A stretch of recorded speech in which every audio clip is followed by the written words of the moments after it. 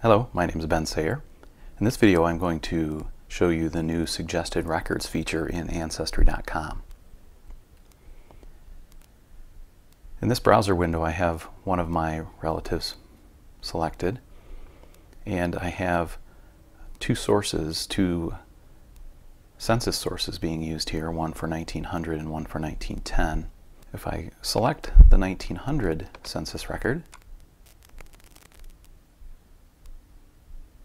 you'll see here that on the right there's a new box that reads suggested records, and it shows that 5 people have used this 1910 census record for this individual on the record. And then if we go backward in time, we've got an 1880 census record for this same person, used by 44 people, used by 4 people, and another 1880 census record, a different record, saved by 3 people. In 1870, we've got a record with this person saved by 4 people, and then in 1860, similarly, we've got 4 people. So it looks like 4 people are probably tracking the same individual, and then one of those 4 doesn't have this 1880 association. I don't know what's going on there. I'd like to add an editorial comment here, and that is to implore you not to just go into these new suggested records and just save them into your tree without doing any research.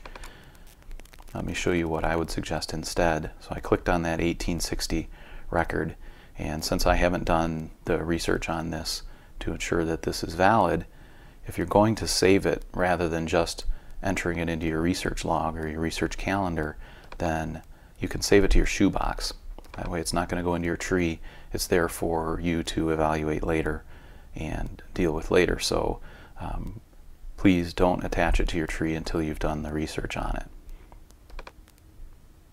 Now I've saved all of those additional records to my Shoebox. So if I go back to my home screen, I want to show you where that shows up in case you haven't used that feature yet. Right down here near the bottom of your screen, unless you've moved it around in your customization, there's this entry, My Shoebox, and you can see the top 3 items, the most recent ones that I've put in there. And if you click on this link, you'll see all of your Shoebox items. So that's a good place to just put as a holder for records that you found that you want to go back and research later, rather than just sticking them into your tree and contributing to the confusion that's out there on a massive scale.